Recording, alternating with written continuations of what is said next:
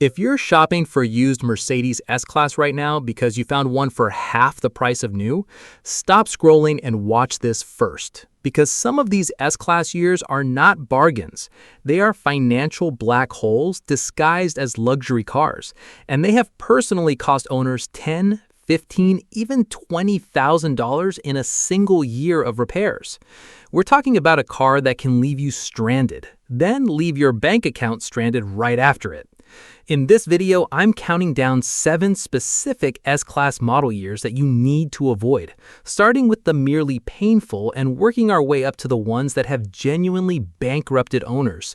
Stick around to the end because after the countdown, I'll tell you exactly which years to buy instead if you still want that Mercedes badge without the Mercedes-sized repair bills. Let's get into it. Number 7. The 2014 S-Class, the W222 generation. First year. I know, the W222 is supposed to be the good generation compared to what we're about to talk about. And overall, it is more reliable. But first year of a new platform syndrome is real, and the 2014 model year caught a lot of the early bugs. The biggest issue here is the air suspension and active body control system, which, while redesigned from the old hydraulic setup, still had teething problems in its first year.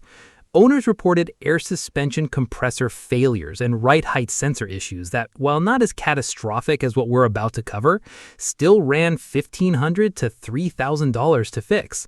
Not bankruptcy money, but enough to sting, and enough that it earns the 7th spot.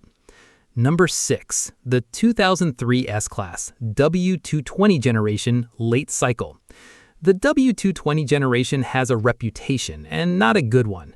By 2003, the W220 was getting older, but Mercedes hadn't yet addressed some of the major issues that plagued this generation from the start. The big one here is airmatic air suspension failure, but unlike the W221, the W220's air suspension issues were compounded by a wiring harness problem that caused electrical gremlins throughout the car. Air strut replacement on these is typically $2,000 to $4,000 for all 4 corners, and that's before you deal with the electrical issues that can cause everything from dashboard warning lights that never turn off to intermittent failures of the climate control system. Total repair bills in the $4,000 to $7,000 range within the first year or 2 of ownership are common. Number 5. The 2008 S-Class, W221 generation. Now we're getting into the real danger zone. 2008 sits right in the heart of the worst W221 production years, and this is where the active body control hydraulic system starts showing its age in cars that are now well past the 80,000-mile mark for most used buyers. ABC sphere replacements on these cars run $1,500 to $3,000 in parts alone, and the high-pressure pump, when it fails, adds another $1,500 to $2,500. We've seen owners hit with $5,000 to $8,000 in combined ABC repairs on 2008 models, and that's assuming nothing else goes wrong at the same time, which, as we'll get to, is rarely the case. Number 4. The 2009 S-Class, W221 generation. 2009 takes things up a notch from 2008 because this is right around the mileage window where the airmatic air suspension starts failing alongside the ABC system, not instead of it. Remember, the W221 uses both systems together, ABC for active body control and airmatic for the air springs themselves. When both start going at once, which is common in the 2009 model year as cars hit that 90,000 to 110,000 mile sweet spot for rubber degradation, you're looking at combined repair bills that routinely hit $8,000 to $10,000. Air strut replacement alone is $2,500 to $6,000, depending on whether you go aftermarket or OEM, and that's stacking directly on top of the ABC costs we just discussed. Number 3. The 2010 S-Class, W221 generation. The 2010 is the last year before Mercedes started making meaningful revisions to address these issues, which means it inherited every single problem from 2008 without any of the fixes that came later. By the time a 2010 S-Class reaches the used market with 100,000 plus miles, which is most of them at this point, you are essentially buying a car where the ABC hydraulic system and the airmatic suspension are both at or near end of life simultaneously. Documented repair invoices for 2010 S-Class owners show totals of $10,000 to $12,000 for combined ABC sphere replacement, pump replacement, and full air suspension overhaul. Add in this SBC brake system issues that also affect this era, with brake module replacements running $1,000 to $2,000, and you've got a car that can eat through 5 figures before you've owned it for a full year. Number 2. The 2007 S-Class W221, the very first model year. The 2007 model year gets the unfortunate distinction of being both the newest technology Mercedes had ever put into an S-Class at the time and the least proven. Every issue we've discussed with ABC and airmatic exists in the 2007, but with the added problem that this was the first year of production, meaning early build quality issues compound everything else. We've seen 2007 S-Class owners report not just ABC and airmatic failures, but also issues with the command infotainment system requiring full head unit replacements at $1,500 to $2,500, air conditioning compressor failures at $1,000 to $2,000, and the same SBC brake concerns.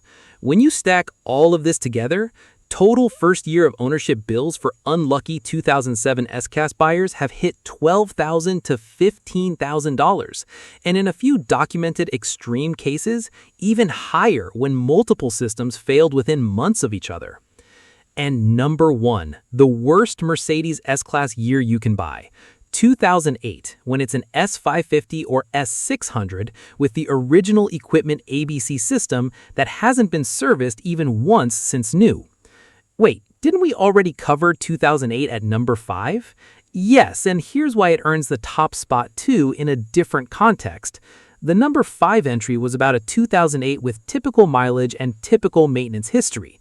Number 1 is about the specific, terrifyingly common scenario of a 2008 S-Class that's changed hands 2 or 3 times, where each previous owner deferred ABC fluid services and suspension maintenance because they didn't understand what they were looking at, or because a previous mechanic told them it's fine for now.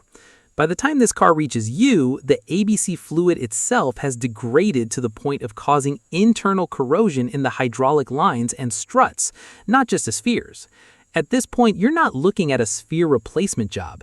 You're looking at full hydraulic strut replacement at all 4 corners, complete with new lines, new pump, and a full flush. We have seen real repair estimates for this exact scenario come in at $15,000 to $18,000 on a car that might have a private party value of $12,000 to $18,000.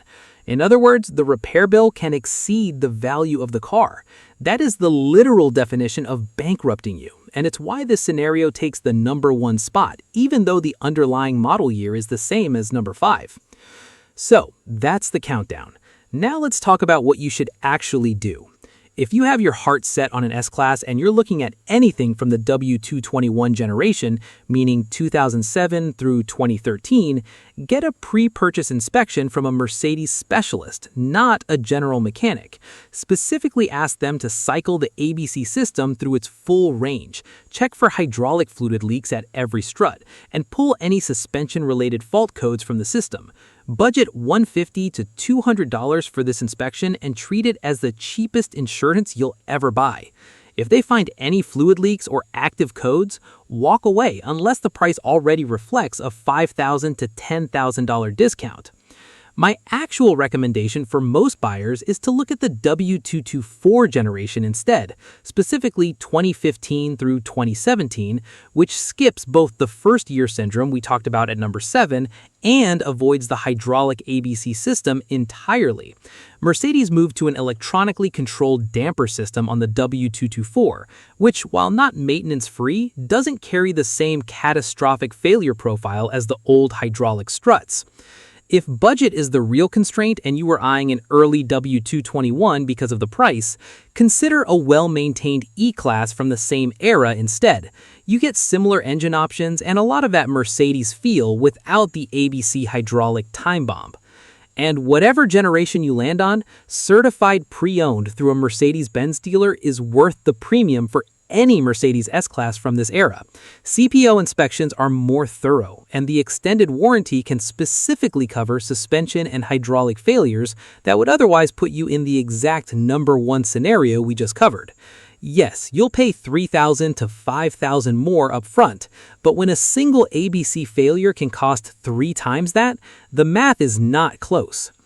Before we wrap up, let's talk about the specific red flags you can spot yourself before you even pay for an inspection, because some of these warning signs are things you can catch on a test drive. First, listen for a faint hissing or humming sound coming from underneath the car when you start it up. That's the air suspension compressor cycling, and on a healthy system, it should run briefly and then shut off. If it runs continuously or kicks on every few minutes while you're just sitting in the car with the engine off, that's a sign the system is losing air pressure somewhere and working overtime to compensate. That's an early warning of failing air struts, often months before the dashboard throws a warning light. Second, pay attention to ride height. Park the car on level ground, walk away, come back 10 minutes later, and look at how it's sitting. If one corner of the car looks noticeably lower than the others, or if the whole car has settled visibly compared to photos from the listing, that's a strong sign the air springs are losing their ability to hold pressure overnight. Third, on the test drive, pay close attention to how the car handles bumps and dips, especially at lower speeds in a parking lot or residential street. A healthy ABC system should make the ride feel almost unnaturally flat, like the car's floating regardless of what the road surface is doing. If you feel noticeable body rolling corners, or if bumps transmit a clunking or knocking sound through the chassis, the hydraulic strut or nounce may already be wearing out. Fourth, check the dashboard for any suspension-related warning lights, but don't stop there, because a clean dashboard doesn't mean a clean system. Many sellers will have a mechanic clear codes before listing the car, which temporarily turns off warning lights without fixing the underlying issue. This is exactly why the pre-purchase inspection with a code scan matters so much. An inspector can pull stored and pending codes that don't necessarily trigger a dashboard light yet. Now, let's hit a few quick questions I get asked constantly about this topic. Is it ever worth converting from airmatic to a coilover or conventional spring suspension to avoid these costs entirely? Some owners do this, and it can eliminate the air suspension cost problem going forward. But on the W221, you're still left with the ABC hydraulic system if the car has it, so a suspension conversion doesn't fully solve the problem, unless you're converting away from both systems, which is a much bigger and more expensive job up front. How many miles can I expect before these issues start appearing?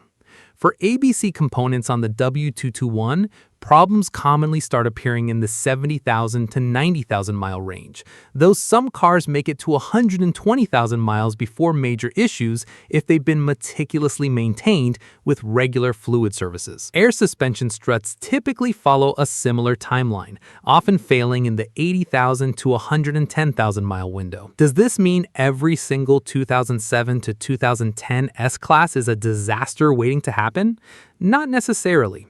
A car with documented ABC fluid services every 50,000 miles, low overall mileage, and a single careful owner can be a completely different proposition than the worst-case scenario we described at number 1.